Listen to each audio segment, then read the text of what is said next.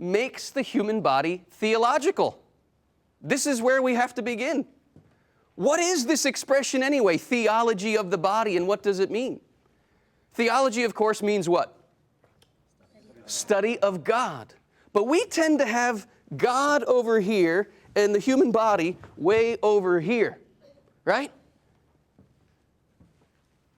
When we ourselves as Christians tend to think of that phrase, theology of the body, as an oxymoron, a contradiction of terms, we ourselves are demonstrating how far away we are from an authentic Christian worldview. What is at the heart and center of Christianity? That'd be Christ.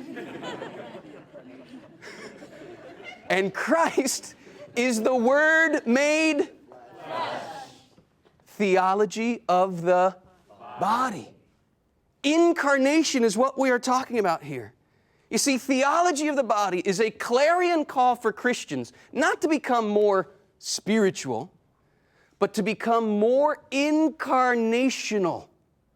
Christian spirituality is always lived in and through the body. See, our bodies are actually sacramental.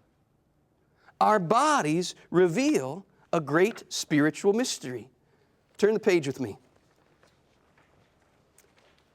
We tend to think of the human being as a kind of spirit that is trapped in the body. Wrong answer, wrong answer. This is actually heresy, folks.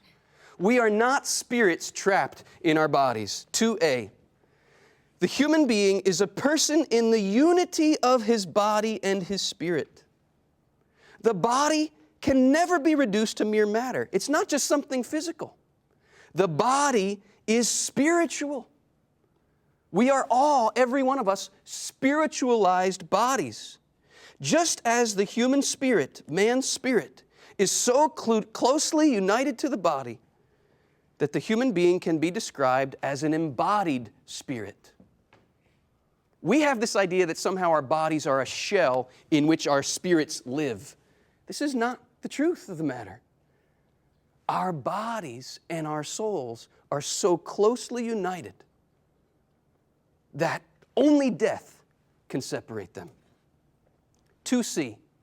I call this the Ode to the Flesh from the Catechism of the Catholic Church. We have this idea somehow that Christianity is opposed to the body. Nothing could be further from the truth. 2c. The flesh, in fact, is the hinge of salvation.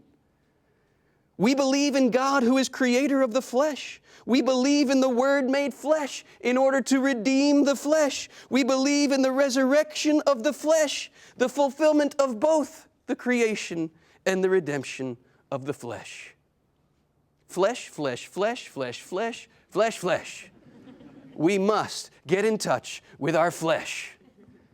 And when St. Paul says we are called to live by the Spirit and not by the flesh, he is not saying spirit good, body bad. He couldn't possibly be saying that because that's a heresy, and the Scripture cannot possibly teach heresy. What Paul is saying is rather open your body to the indwelling of the Spirit so that what you do with your body will glorify God. That's what Paul himself says. What we are unfolding here in this close unity of body and soul is that the body is a kind of sacrament. And I say sacrament here with a small s to make a distinction. It's not one of the 7 sacraments, although Christ's body given for us in the Eucharist is. But our bodies are sacraments in this sense. They make visible what is invisible. And that is what Christianity is all about. God is invisible. We cannot see Him, right? But Christianity claims that the invisible God has made Himself visible. How? Look at quote 2d. In the body of Jesus, we see our God made visible, and so we are caught up in love of the God we cannot see.